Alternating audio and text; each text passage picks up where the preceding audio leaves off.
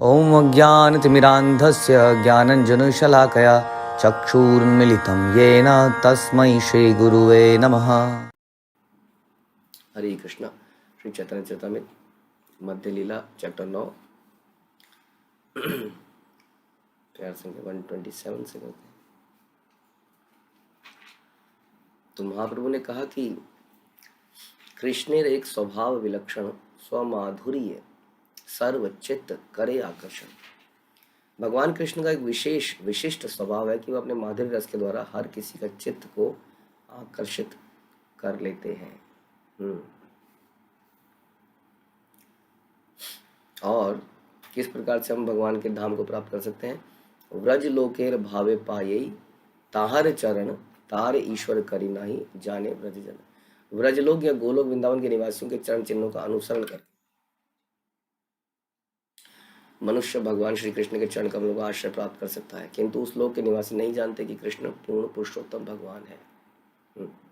केह तारे पुत्र ज्ञाने उदुखले बांधे केह सखा ज्ञाने जिनी चढ़े तार कांधे। वहां कोई उन्हें पुत्र के रूप में स्वीकार करके कभी कभी उन्हें ओखली से बांध देता है, कोई उन्हें अपना अंतरंग सखा मानकर उन पर विजय पाकर उनके कंधों पर चढ़ जाता है। तो जैसे हम बात कर रहे थे कि माना कि वो व्यक्ति अपने ऑफिस में डायरेक्टर की सीट में बैठा है, साथ में उनकी पत्नी भी है, जैसा हमने डिस्कस किया था। अब वहाँ पर एक चपरासी आता है और वो कंधे में हाथ रखता है, कहता है और बॉस क्या हाल है आपके, बड़े दिन हो गए, आजकल थोड़ा लेट आ रहे हो, और उनके डेस्क में जाके बैठ जाए, तो ये तो है ना गड़बड़ जाएगी, बहुत बड़ी गड़बड़ जाएगी।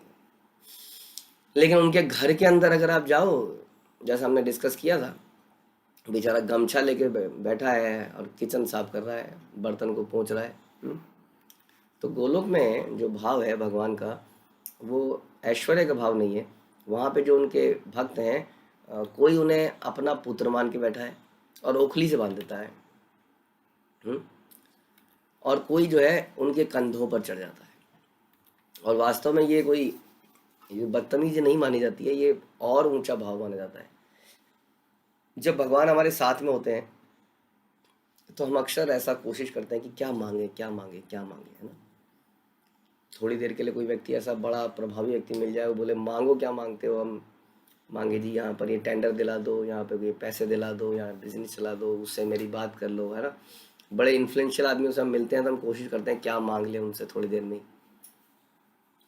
लेकिन जो भगवान के शुद्धतम भक्त हो जाते हैं, उनके दिमाग में ये होता ही नहीं है कि ये भगवान है, तो मांगे क्या।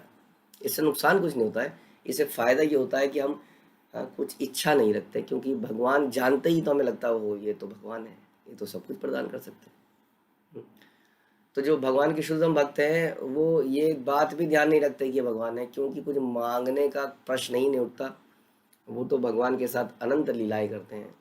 तो भगवान ऐसे ही लोगों के, देखिए शुद्ध, कई बार आदमी अपनी दौलत से, अपने ऐश्वर्य से अंधा होकर आगे बढ़ता जाता है। वो सोचता है मेरे पास देखो कितने लोग हैं, सवेरे सलाम ठोकने के लिए कितने लोग आते हैं, कितने लोग मेरे को है ना मिठाइयाँ ला रहे हैं, कितने लोग मेरे लिए कपड़े ला रहे हैं, मेरे लिए क्या क्या गिफ्ट आ रहा है, देखिए कितने लोग मुझसे प्रेम करते हैं।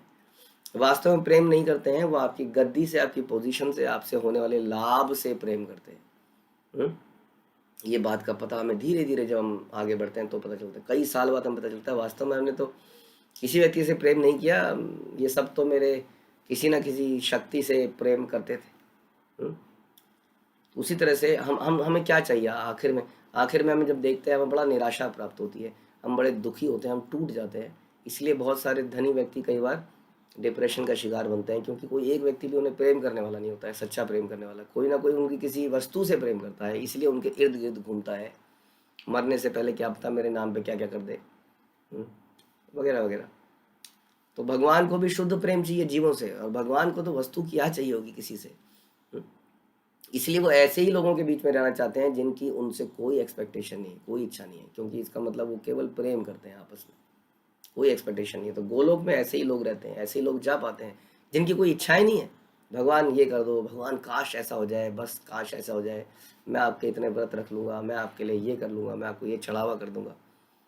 तो गोलोक में यहाँ तक की बताते हैं कि लोग भगवान को भगवान ही नहीं मानते, तो मांगेंगे कैसे उनसे? जब पता होगा कि ये इतने पावरफुल व्यक्ति हैं तभी तो मांगेंगे।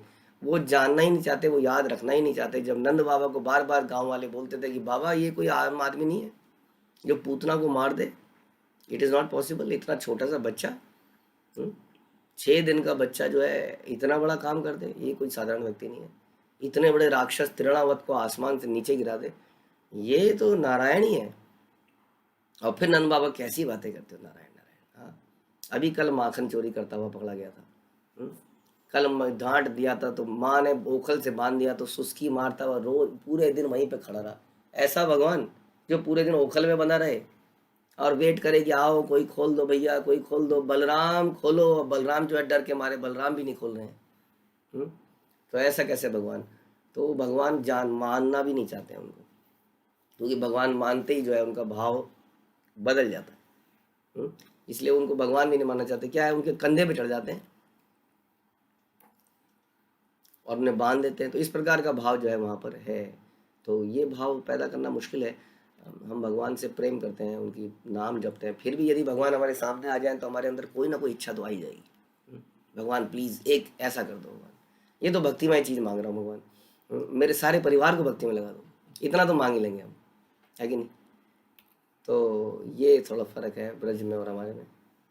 व्रजेंद्र नंदन बलि तारे जाने, व्रज जन ऐश्वर्य ज्ञाने, नाही कौन संबंध मानन। व्रजभूमि के निवासी कृष्ण को व्रजभूमि के राजा महाराज नंद के पुत्र के रूप में जानते हैं, नंद बाबा के रूप में जानते हैं। और वे मानते हैं कि ऐश्वर्य रस में भगवान के साथ कोई संबंध नहीं हो सकता। नंद बाबा के पुत्र है। नंद बाबा कौन है? नंद बाबा जो है हमारे गायों के गोप हैं, बहुत बड़े गोप हैं, उनकी बहुत सारी गायें हैं, बस उनके पुत्र हैं, और क्या है। वो जानते हैं कि ऐश्वर्य रस में भगवान के साथ संबंध नहीं बन सकता। संबंध और ऐश्वर्य कैसे साथ में? जैसे हमने सुना कि किस प्रकार से यदि हम किसी व्यक्ति की पोजीशन समझ के उससे मित्रता करते हैं, है ना, ऐसा संसार में अक्सर होता है। संसार में आप देखेंगे कोई आदमी इंट्रोड्यूस कराया जाएगा, कुछ मीटिंग में बैठे हैं, कुछ एक पार्टी के लोग आएंगे, कुछ दूसरी पार्टी के लोग आएंगे, तो कहेंगे जी ये हमारे यहाँ के प्रेसिडेंट हैं, ये यहाँ के प्रेसिडेंट हैं, यहाँ के असिस्टेंट मैनेजर है, ये वो बताएगा जी यहाँ के असिस्टेंट मैनेजर, कहेंगे यहाँ के क्लर्क हैं, वो यहाँ के क्लर्क हैं। थोड़ी देर में आप देखेंगे जो सबको समझ में आ जाएगा। उससे पहले हो सकता है सब लोग एक ही तरह की ड्रेस पहन के आए हों। हाँ, थोड़ी देर में आप देखेंगे जो प्रेसिडेंट केवल प्रेसिडेंट से बात कर रहा है, क्लर्क उसके पास आ भी रहा है तो वो नज़रअंदाज कर दे रहा है, कई प्रश्नों का आंसर ही नहीं कर रहा है। उसको लग रहा है इससे बात कर लूँगा तो मेरी पोजीशन नीचे गिर जाएगी, तो वो उसी से बात कर रहा है। हाँ, तो ये जो है ना ऐश्वर्य, जब हम पोजीशन को देख के रिश्ते बनाते हैं, किसी शक्ति को देख के रिश्ते बनाते हैं, ये देखिए कि उससे मुझे क्या लाभ मिलेगा। हाँ, ये व्यक्ति बड़ा इन्फ्लुएंशियल है, इससे बड़ा लाभ मिल सकता है। कई बार हमारे पास कुछ लोग शुरुआत में आए, हमारे देखा कि इतना सारा ग्रुप है, तो प्री मार्केटिंग जो होती है, एमवे जैसी मार्केटिंग वाले लोग आए कि हाँ भक्ति के बहाने से आए कि भक्ति बन जाएगी। धीरे धीरे उन्होंने सोचा कि फिर थोड़े दिनों बाद बोले प्रभु जी ज़रा इन लोगों को बोल देंगे आप कि यहाँ पे हमारे मेंबर बन जाएंगे, हमारे प्रोडक्ट्स ले लेंगे। हमारे मना किए जाने पर थोड़े दिनों में मशरूम की तरह गायब हो गए। कई व्यक्ति सोचे कि हम अपनी पॉलिसियाँ बेच लेंगे, कईयों ने सोचा हम ये कर लेंगे, तो लाभ सोचता है व्यक्ति। कई सोचा कि मेरी बच्चियाँ बड़ी हो रही हैं, थोड़े दिन प्रभु जी के शरण में रहेंगे तो बच्चों की शादी हो जाएगी। न जाने कोई क्या क्या सोच के आता है हर जगह। हाँ, तो वो किसी पोजीशन से इन्फ्लुएंस या कुछ ऐसी शक्ति से प्रभावित होकर अपने फायदे को देख के आता है। कोई भी शुद्ध भक्ति के लाभ से नहीं आता है। व्रज लोकेर भाव यही करय भजन, से ही जन पाए ब्रजे ब्रजेंद्र नंदन। जो व्यक्ति ब्रजभूमि के निवासियों के चरण चिन्हों का अनुसरण करता है वह भगवान के व्रज के दिव्य लोक को प्राप्त होता है। वहां पर वे महाराज नंद के पुत्र के रूप में विख्यात है। तो जो व्रज भूमि के निवासियों के चरण चिन्ह, इसका मतलब जो साधारण भगवान को भगवान से प्रेम करना चाहते हैं, कुछ नहीं चाहते हैं, कुछ नहीं चाहते। हम लोगों का भाव कैसे पता चलेगा? एक तो जब हमारे जीवन में बहुत बड़ा दुख आता है, तो यदि हम दुखी हो जाते हैं और भगवान को चैलेंज करने लग जाते हैं या भगवान से रुष्ट हो जाते हैं, तो हम इसको मतलब ऐश्वर्य भाव में हम भी भगवान के भक्त तो हैं, सेवक तो हैं, लेकिन वैसे व्रजभूमि के जो निवासी हैं उनके चरण चिन्हों पे नहीं चल रहे हैं। क्यों? क्योंकि वहां तो रोज ही बड़ी समस्या रहती थी, बड़ी खतरनाक समस्या। कभी पूरे जंगल में आग लग गई है, कभी एक आदमी ने तूफान ला के पूरा ब्रज को हिला के रख दिया है, कभी बारिश से पूरे ब्रज में बाढ़ आ गई है, कभी अजगर ने सारे बच्चों को निगल लिया है। न जाने कैसी कैसी समस्याएं, विकट समस्याएं, ऐसी समस्याएं तो हम नहीं देखते हैं अपने जीवन में, इतनी भयंकर। लेकिन उनको फिर भी कृष्ण, सब जानते हैं कि कृष्ण है इसीलिए सारी समस्याएं हैं। जब तक ये कृष्ण यहाँ पर है तभी तक समस्याएं हैं, कृष्ण नहीं रहेगा तो ये समस्या भी नहीं रहेंगी, यही सच था। क्योंकि कंस इत्यादि लोग जो है कृष्ण को ही मारने के लिए सारे प्रयत्न करते थे। हाँ, लेकिन ब्रजभूमि के लोगों के अंदर कभी भी ऐसा नहीं आया, वो हमेशा कभी कृष्ण को छोड़ना नहीं चाहते थे, फिर भी इतनी विपदाओं के बाद भी। लेकिन हमारे जीवन में जब विपदा आती है तो हमें समस्या हो जाती है, तो इसलिए हम ब्रजभूमि के निवासियों के चरण चिन्हों का अनुसरण नहीं कर रहे हैं, इसलिए हमें दिव्य गोलोक धाम, व्रज धाम नहीं प्राप्त हो पाएगा। ठीक है। दूसरा है कि हमारी मांगे पूरी करो। हमारी मांगे कभी समाप्त नहीं होती है। तो कुछ ऐसे लक्षण हैं हमारे अंदर जिससे हमें पता चलना चाहिए कि हम गोलोक धाम जाने के लायक नहीं है। वहां पर भगवान नंद के पुत्र के रूप में विख्यात है। व्रजभूमि या गोलोक वृंदावन के निवासी कृष्ण को महाराज नंद के पुत्र में जानते हैं, बस वे उन्हें पूर्ण पुरुषोत्तम भगवान के रूप में नहीं जानते या नहीं जानना चाहते हैं। कोई बोलता भी है तो मानते नहीं है। हाँ, उद्धव ने गोपियों को बोला, तुम किसके लिए इतना विलाप करती हो? वो तो कण कण में व्याप्त हैं। ईश्वरा सर्वभूतानाम हृदयेषु अर्जुना तिष्ठति। वो तो आपके हृदय में है, फिर क्यों रो रही हो उनके हृदय में? उन्होंने कहा, ये तुम क्या बात कर रहे हो? चुपचाप अपनी बोलती को बंद करो और यहाँ से निकल लो। हम नहीं जानते किसी को नारायण को जो कण कण में व्याप्त है। हम उस कृष्ण को जानते हैं जो यहाँ यमुना तीर वनचारी, जो यहाँ यमुना के किनारे पे घूमते थे, वनों में घूमते थे और बांसुरी बजाते थे। हम उसी कृष्ण को जानते हैं बस, और हम नारायण को, कण कण में व्याप्त परमात्मा को नहीं जानते। भगवान हर एक के सर्वोपरि पालक हैं और समस्त पुरुषों में प्रधान है। व्रजभूमि में कृष्ण निश्चित रूप से प्रेम के केंद्र बिंदु हैं, किंतु वहां उन्हें कोई पूर्ण पुरुषोत्तम भगवान के रूप में नहीं जानता, लेकिन केंद्र बिंदु फिर भी वही है। हर कोई कृष्ण की सेवा करना चाहता है, प्रत्युत वे उन्हें मित्र, पुत्र, प्रेमी, स्वामी के रूप में जानते हैं। प्रत्येक दशा में कृष्ण ही केंद्र बिंदु हैं। हमें ये केंद्र बिंदु को भी कृष्ण बनाना पड़ेगा, तभी तो गोलोक में जाएंगे। अभी हमने बोला जो ब्रजभूमि के निवासियों के चरण चिन्हों का आश्रय लेते हैं, उनको फॉलो करते हैं, उनके जीवन में कृष्ण ही प्रमुख है। हाँ, कृष्ण ही प्रमुख है। हमारे जीवन में कौन प्रमुख है? हमारे जीवन में सबसे पहले तो मैं प्रमुख हूँ। मैं मेरे साथ ऐसा क्यों हो रहा है, मेरे साथ ऐसा क्यों हुआ, मेरे को ऐसा क्यों बोला गया, मुझे क्यों नहीं पूछा गया, मेरे को क्यों नहीं प्यार दिया गया, वगैरह बहुत सारे। आप माइन्यूटली अगर आंख बंद करके देखेंगे तो हमारे जीवन में भी मैं ही केंद्र बिंदु हूँ। बताइए फिर कैसे हम गोलोक ब्रज में जा सकते हैं जहाँ पे कृष्ण केंद्र बिंदु है? कृष्ण ने खाया, कृष्ण सो गए, कृष्ण को दिया, कृष्ण आ गए, अपने घर में दूध निकालती हैं, दही निकालती हैं, और ऐसे कारण ऐसा करती हैं कि कृष्ण चोरी कर ले, और फिर चोरी करती हैं तो यशोदा की माँ के पास आके बहाना मिल जाता है। हाँ, वहाँ खड़े होकर घंटों तक उनकी बुराई करती हैं ताकि इस बहाने वहाँ पे खड़ी रह सकें। और जब वो चोरी नहीं करता है, यशोदा माँ बांध देती है, तो फिर रोती हैं, इतना भी जाती मत करो बेचारे के साथ, हमने तो ऐसे ही कहा था, छोड़ दो इसको। तो इस प्रकार से जो भी बनाती हैं अपने बच्चों को बोलती हैं कृष्ण को खिलाना। पहले बच्चे पोटली लेके जाते हैं वन में और पहले कृष्ण को खिलाते हैं, अपने बेटे को ना खिला के कहती है कृष्ण को पहले खिलाया जाए। केंद्र बिंदु कृष्ण है हमारे जीवन में। हमें खाना चाहिए, कोई माता बोल दे अभी तो पहले भोग लगेगा, क्या भोग लगेगा, पहले से क्यों नहीं लगा के रखती हो? हाँ, मैं आ जाता हूँ, मेरे आने से पहले भोग लग जाना चाहिए। मतलब क्यों मेरे बीच में और खाने के बीच में कृष्ण आए कहाँ से? किसी तरह से थोड़ा सा दिक्कत तो होती है, सटल रूप में। साक्षात रूप में तो हम नहीं बोलते कि भोग ही क्यों लगा रहे हो, ऐसा तो हम नहीं बोल सकते, अब भक्त बन गए हैं। लेकिन कुछ इरिटेशन तो होती है। हो गया ना टाइम, हो तो गया, कितना मिनट हो गए? 9 मिनट हो गए। अच्छा 9 मिनट हो गए, 59, 58, 57, ऐसे करते करते हम काउंट डाउन करके, मतलब केंद्र, इससे साबित होता है केंद्र बिंदु कृष्ण नहीं है। केंद्र बिंदु कृष्ण नहीं है, कुछ और है। एक एक घटना को अगर हम अपने जीवन में देखेंगे तो हमें साबित हो जाएगा कि हमारे जीवन में केंद्र बिंदु कृष्ण नहीं है। हम उनकी पूजा कर रहे हैं, हम भक्ति जरूर कर रहे हैं, लेकिन वो भक्ति शुद्ध भक्ति नहीं है, वो भक्ति केंद्र जिसमें कृष्ण ही केंद्र है, ऐसा नहीं है। ऐसे हजारों हजारों डिस्कशंस करे जाते हैं जिससे, लेकिन इतना पर्दाफाश क्यों किया जाए, क्यों ना अपने हृदय को टटोला जाए। तो गोलोक में हम नहीं जा पाएंगे क्योंकि वहाँ पे केंद्र बिंदु कृष्ण है। ब्रजभूमि के निवासी भगवान से दास्य, साख्य, वात्सल्य, माधुर्य रस से संबंधित है। भक्ति में लगा हुआ व्यक्ति उन्हें इनमें से किसी भी दिव्य संबंध में अर्थात रस में स्वीकार कर सकता है। जब ऐसा व्यक्ति पूर्ण अवस्था को प्राप्त कर लेता है तब वह अपने शुद्ध आध्यात्मिक स्वरूप में कृष्ण के पास लौट जाता है। हमने उद्देश्य तो बहुत महान बनाया है, लेकिन उद्देश्य पे हम शुद्धता से नहीं चल रहे हैं। बहुत कुछ हासिल करने का प्रयास कर रहे हैं, बहुत सारे भोग करने का प्रयास कर रहे हैं।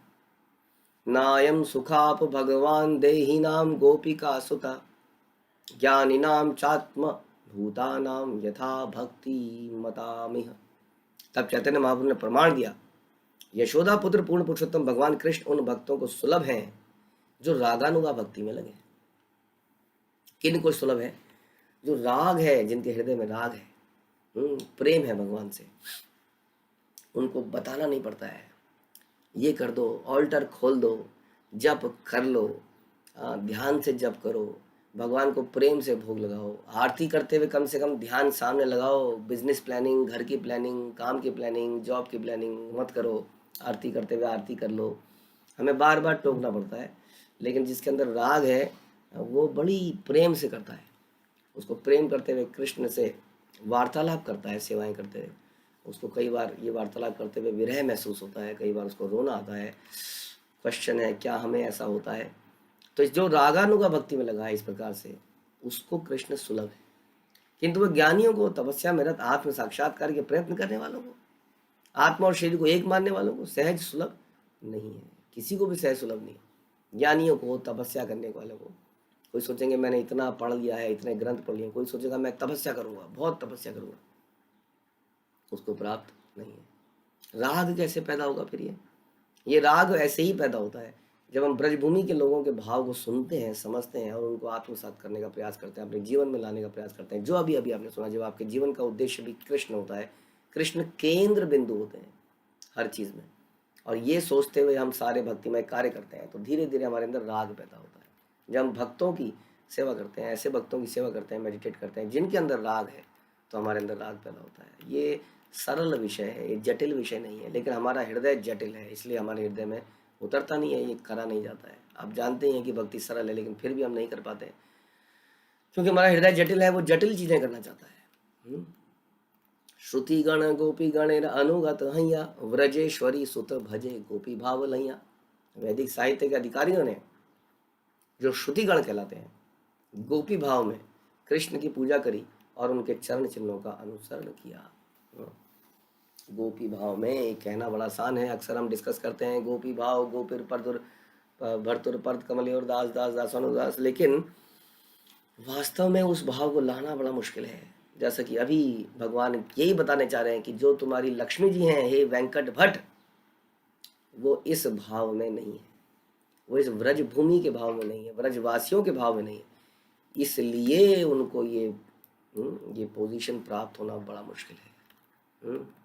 जब तक व्रज भूमि के व्रजवासियों के भाव में नहीं, उनके चरण चिन्हों पर नहीं चलेंगे, तब तक नहीं हो सकता। इसलिए वैदिक साहित्य को कैसे, हमने सुना था कि कैसे वैदिक साहित्य भगवान की पूजा कर रहे थे और बोल रहे थे कि हम गोपियों के चरणों में चलना चाहते हैं, सारा वैदिक साहित्य। इसलिए उन्होंने गोपियों के चरण चिन्हों का फॉलो किया, तो उन्हें भगवान की प्राप्ति हुई। वैदिक साहित्य के अधिकारी श्रुतिगण कहलाते हैं। भगवान कृष्ण के रास नृत्य में प्रवेश करना चाहा, इसलिए उन्होंने गोपियों के भाव में भगवान की पूजा प्रारंभ करनी शुरू करी।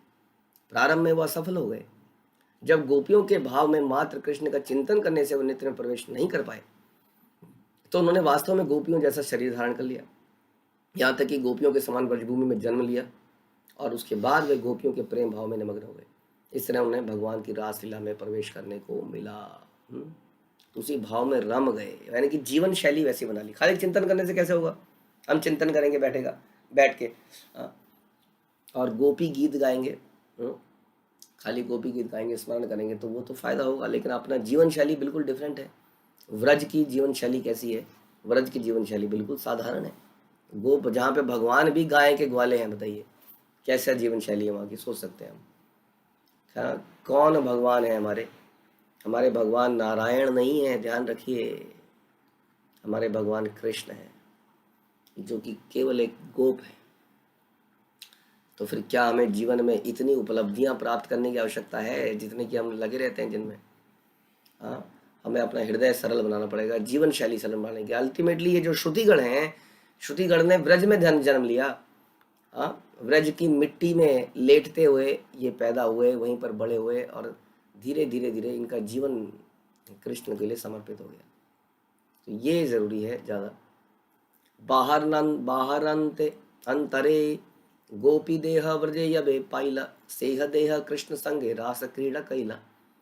वैदिक स्त्रोत्रों ने के साकार अधिकारियों ने गोपियों जैसे शरीर प्राप्त किया, व्रजभूमि में जन्म लिया, और तब उन्हें उन शरीरों में उन्हें भगवान की रास लीला नृत्य में प्रविष्ट होने दिया गया। गोपी जाति कृष्ण गोपी प्रेयसी ताहार, देवी व अन्य स्त्री कृष्ण ना करे अंगीकार। भगवान कृष्ण गोपी गोप जाति के हैं, ध्यान रखिए, और गोपियां कृष्ण की सर्वप्रिय प्रेमिकाएं हैं। स्वर्ग लोक के निवासियों की पत्नियां भौतिक जगत में सर्वाधिक ऐश्वर्यवान हैं, किंतु ना तो वे ना भौतिक जगत की कोई और स्त्री कृष्ण का सानिध्य प्राप्त कर सकती है। कौन प्राप्त कर सकती है? जिनको कपड़े पहनने की भी अकल नहीं है, कह सकते हैं। यानी कि गोपियां बेचारी कैसे, हाँ, सिंपल सी गोपियां ऐसी ड्रेस पहन के चलती हैं, यही है उनके जीवन में, और है ही क्या। उनके पास कई सारी अलमारियां नहीं है, वार्डरोब नहीं है, हाँ, कई तरह के सूट, हाँ, कई तरह की साड़ियां नहीं है उनके पास। ऐसा नहीं है कि वो हर पार्टी में एक नई तरह की साड़ी पहनना चाहती, क्योंकि सब कहेंगे अरे ये तो पिछली पार्टी में ही पहनी थी आपने, तो रिपीट कैसे कर सकते हैं हम? हाँ, ये तो हमने पिछली उसमें पहना था, ये तो मैंने शादी में पहना था, शादी का लहंगा आप यहाँ पहनो और सबको पहचान में आ जाएगा, इसकी तो वीडियोग्राफी हुई थी, इसकी तो फोटो खींची थी, सब कह देंगे अच्छा शादी का पहना है, वो एक ही होगा आपके पास, अच्छा अच्छा अच्छा। तो गोपियाँ जो हैं वो तो ब्रजवासी हैं, वो तो मतलब उनके पास तो इतना ही है।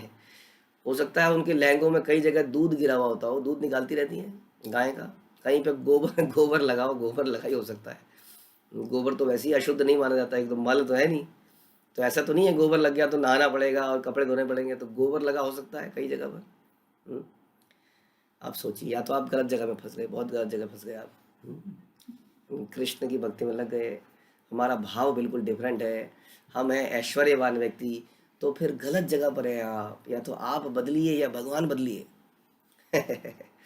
क्योंकि इनकम्पैटिबल सिचुएशन है, हम सोफिस्टिकेटेड व्यक्ति हैं, हमारा लिविंग स्टाइल सोफिस्टिकेटेड है, लेकिन हमारे भगवान बड़े सरल हैं, गोबर में ही लेटते हैं, उनका स्लाइडिंग गेम भी गोबर में ही होता है कि नहीं?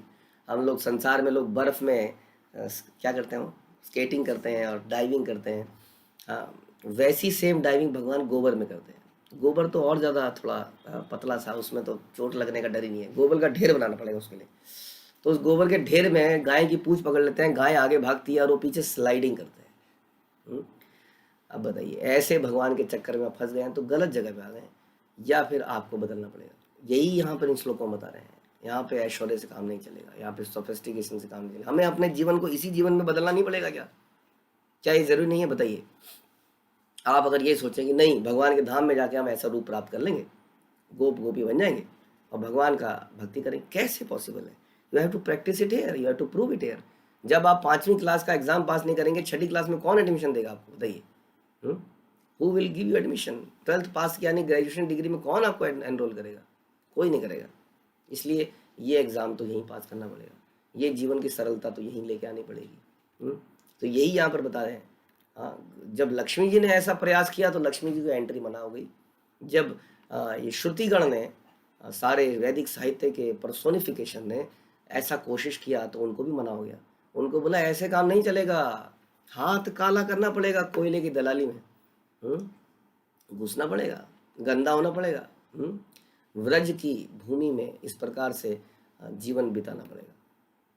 तो यहाँ बता रहे हैं कि गोपियां कृष्ण की सर्वप्रिय प्रेमिकाएं हैं, स्वर्ग लोक की पत्नियां को भी ये नहीं मिल सकता है, जो कि बहुत ही एक एक, यहाँ पर कुछ लगा है, यहाँ पर कुछ लगा है, बहुत ही साड़ी में बॉर्डर है, बनारसी बॉर्डर लगा हुआ है, और क्या क्या नहीं पहना। स्वर्ग की अब अप्सराएं सोचिए क्या क्या नहीं पहनती होंगी, किंतु ना तो वे, ना भौतिक जगत की गौर स्त्री कृष्ण का सानिध्य प्राप्त कर सकती है। जरा सोचिए इस बात पे, हम सबको सोचना चाहिए कि क्या हमारा जीवन का केंद्र बिंदु वास्तव में कृष्ण है? क्या हमारा लिविंग स्टाइल वास्तव में कृष्ण भावनामृत है? हाँ? लक्ष्मी चाहे सही देह कृष्ण रसंगम, गोपी का अनुगा हैया ना कैला भजन। लक्ष्मी जी कृष्ण के साथ भोग करना चाहती थी, किंतु साथ ही साथ लक्ष्मी जी में के रूप में अपना आध्यात्मिक शरीर बनाए रखना चाहती थी। नहीं, क्या लगा दिया, क्या टच कर दिया, गंदा हो गया, ड्राई क्लीन कराना पड़ेगा। तो ये भाव बना के वो कैसे कृष्ण को प्राप्त कर सकती थी? नॉट पॉसिबल ना। क्योंकि वहां तो हम देखते हैं कि हम कई बार भागवतम में सुनते हैं कि भगवान के केशों में गायों की धूल जो है लग गई है, उनके चेहरे पे धूल है, पसीना टपक रहा है। हमारा तो पसीना टपक, खोलो खोलो एसी को खोलो, एसी भक्ति वेदांत को की किताब को ना खोल के हम एसी को खोलना चाहते हैं। हाँ, पसीना ना टपक जाए, हाँ, तुम्हारे पैर जमीन ना पड़ जाए। क्या कहते हैं वो राजकुमार का फेमस डायलॉग, जमीन पे ना पड़ जाए पैर, पैरों की एड़ियों में दरारें ना आ जाए, पसीने ना गिर जाए कहीं। आप सोचिए वहाँ पे भगवान जो है उनके चेहरे पे धूल लगी है, पसीने टपक रहे हैं, और भागवतम में हम सुनते हैं कि उनका सुंदर शरीर लग रहा है इस प्रकार से धूल में। इसलिए व्रज की धूल सबसे इंपॉर्टेंट मानी जाती है ना। तो वहाँ धूल, पूरा शरीर में धूल है, हमें धूल से एलर्जी है, हमें धूल से प्रॉब्लम है। भगवान का बालों में धूल है, कितना ऐसा विवरण आता है, और पसीने टपक रहे हैं और बड़ा सुंदर लग रहे हैं। गायों को लेके जब आ रहे हैं तो चारों तरफ धूल धूल धूल उड़ रही है। ऐसा नहीं बोल रहे कि भगवान जब आते हैं तो अचानक से चारों तरफ फूलों की वर्षा होने लगी। भगवान शाम को गोपियां देख रही हैं, भगवान गोपों के साथ गायों को लेके आ रहे हैं, और जब गायों को लेके आ रहे हैं तो उनके रास्ते में फूल बरसा रहे हैं। रास्ते में एक सड़क बनती जा रही है, कंक्रीट की सड़क बनती जा रही है बहुत बढ़िया सी, और यहाँ पे झरने बहने लग जा रहे हैं, और भगवान बड़े सुंदर लग रहे हैं। सुंदर तो खैर लगते ही हैं, ऐसा नहीं बता रहे हैं, ऐसा बता रहे हैं गायें आ रही हैं, खुरों से मिट्टी को खोद रही हैं, जब चलते चलते खुर से मिट्टी उड़ती है, चारों तरफ मिट्टी मिट्टी हो गई है। बताइए कैसा वेलकम हो रहा है।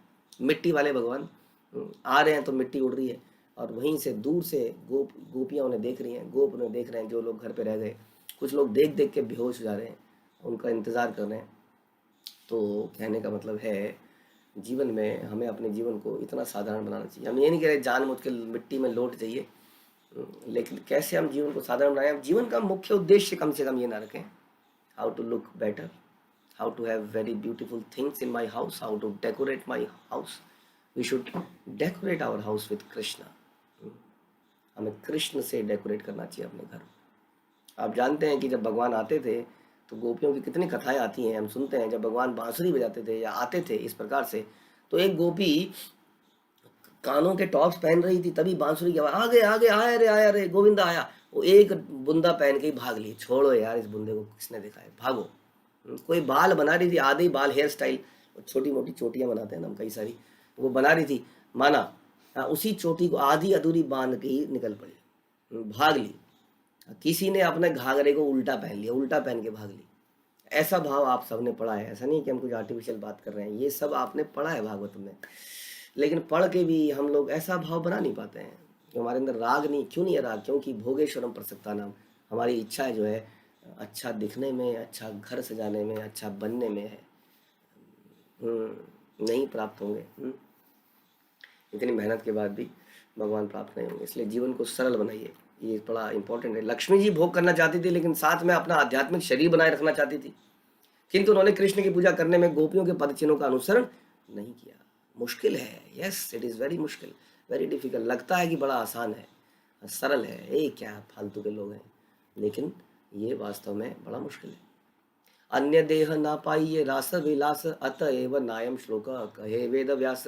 वैदिक साहित्य के सर्वोपरि अधिकारी व्यासदेव ने नायम सुखाप भगवान से प्रारंभ होने वाले श्लोक की रचना करी, क्योंकि गोपियों के शरीर के अतिरिक्त अन्य कोई शरीर में व्यक्ति रासलीला नृत्य में प्रवेश नहीं कर सकता। नहीं कर सकता। डांस सीखने से, किसी बहुत बढ़िया डांस डायरेक्टर से डांस सीखने से रास नृत्य में नहीं जा सकते आप। बहुत बढ़िया कपड़े पहन के भी नहीं जा सकते, वहाँ केवल गोपियों के भाव में ही जाया जा सकता है। भगवत गीता में बताया जाता है, यान्ति देवा व्रता देवान, भगवान कहते हैं कि देवताओं की पूजा करने वाला देवताओं के पास जाता है, पूर्वजों की पूजा करने वाला पूर्वजों के पास जाता है, भूतों की पूजा करने वाला भूतों में जन्म लेता है, और मेरी पूजा करने वाला मेरे साथ रहेगा। इस भौतिक जगत में प्रत्येक बद्धात्मा अपना भौतिक शरीर बारंबार बदलता है, किंतु जब आत्मा सारे भौतिक आवरणों से शुद्ध हो जाता है, तब उसके दोबारा भौतिक शरीर पाने की कोई अवसर नहीं रहता। ऐसा जीवन अपने उस मौलिक आध्यात्मिक स्वरूप में बना रहता है, जिसे कृष्ण भावनामृत के अभ्यास के माध्यम से कृष्ण को वास्तविक रूप में समझने में से ही पाना संभव है। हाँ, जैसा कि बोला गया कि जन्म कर्म जमेव दिव्यम, जो मेरे जन्म को यानी कि आविर्भाव को, मेरी लीलाओं को समझ जाता है, उसके दिव्य स्वभाव को समझता है, वो संसार में दोबारा नहीं आता। मनुष्य अपने मूल आध्यात्मिक शरीर को प्राप्त करके ही वैकुंठ में प्रवेश कर सकता है। जहाँ तक भगवान की रास लीला का संबंध है, इस भौतिक जगत में रहने वालों के लिए उनके नृत्यों का अनुकरण करने की चेष्टा व्यर्थ है। रास लीला में प्रवेश करने के लिए, पाने के लिए गोपियों जैसा आध्यात्मिक शरीर प्राप्त करना आवश्यक है। नायम सुखाप श्लोक में भक्तों को भक्ति मत कहा गया है, अर्थात वे भक्ति में पूर्णतया लगे रहते हैं। उनके जीवन में, जैसे हमने बोला, कृष्ण ही केंद्र बिंदु होते हैं। हमारे जीवन में हमारे केंद्र बिंदु है हमारा पति, हमारा बच्चा, हमारी पत्नी इत्यादि। उनके जीवन में केंद्र बिंदु कृष्ण होते हैं, और भौतिक कलमश से मुक्त होते हैं। मात्र कृष्ण की रासलीला का अनुसरण करने से, अपने आप को सखी समझने से, उनकी तरह कपड़े पहन लेने से कोई रासलीला में प्रवेश नहीं कर सकता। कृष्ण की रासलीला नितांत आध्यात्मिक है, भौतिक कलमश में इसका कोई संबंध नहीं है। अतएव कृत्रिम नकली भौतिक साधनों से कृष्ण लीलाओं में कोई प्रवेश नहीं कर सकता। नायम सुखाप श्लोक का यही उपदेश है, और इसे अच्छी तरह समझ लेना चाहिए।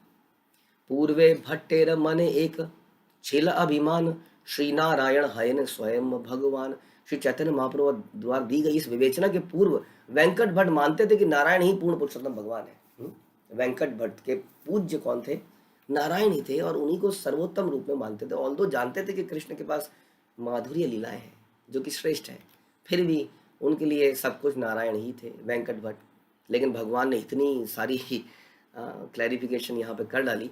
ताहार भजन सर्वोपरि कक्षाया, श्री वैष्णवर भजन यही सर्वोपय। इस प्रकार सोचते हुए वेंकट भट्ट का विश्वास था कि नारायण की पूजा सर्वोपरि है, भक्ति की अन्य विधियों में सर्वोपरि है, क्योंकि इसका अनुसरण रामानुजाचार्य के श्री वैष्णव शिष्य करते थे। तो श्री संप्रदाय के थे, जैसे हमने पहले भी डिस्कस किया, और ये मानते थे कि रामानुजाचार्य ने भी यही किया, उनके अनुसरण के लोगों ने भी यही किया, और यही सर्वोत्तम है। ऐसा नहीं कि ये गलत है, लेकिन सबके अलग अलग भाव हैं, इसलिए अलग अलग तरह के संप्रदाय हैं। ये सारी संप्रदाय वैलिड हैं, क्योंकि कृष्ण या नारायण के पास लेके जाती हैं, लेकिन इनके अंदर भी जो सर्वोत्तम भाव है वो राधा कृष्ण की सेवा का है, क्योंकि स्वयं चैतन्य महाप्रभु जो स्वयं भगवान है वही आके इसको प्रेस्क्राइब कर रहे हैं। तो कितने भाग्यवान हैं हम लोग।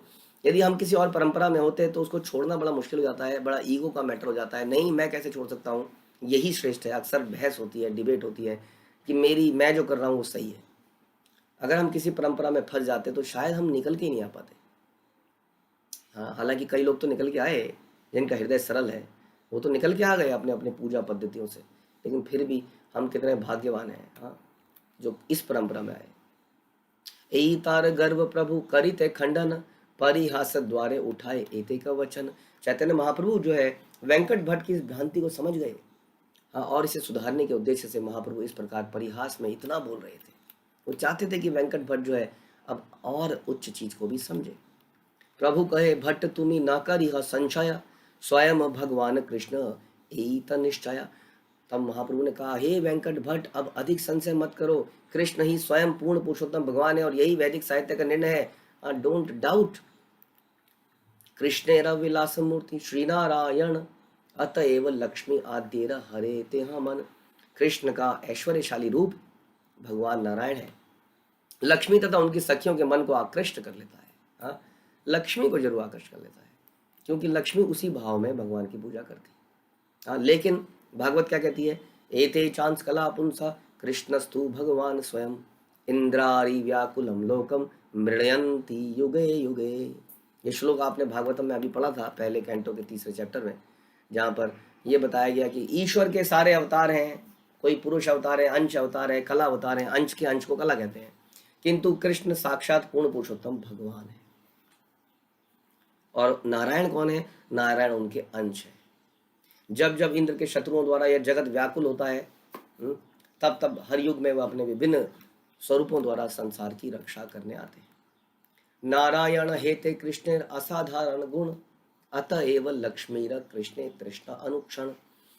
क्योंकि कृष्ण में ऐसे 4 असाधारण गुण हैं, 4 जो नारायण में भी नहीं है, अतएव लक्ष्मी जी उनका संग चाहती हैं। लेकिन कैसे करें? खाली चाहने से काम तो नहीं चलता है। जैसे आप और मैं भी चाहते हैं, लेकिन अभी हमने डिस्कस किया, हमारी जीवन शैली वैसी नहीं है, हमारा केंद्र बिंदु कृष्ण नहीं है। केवल हमारे चाहने से क्या हो जाएगा?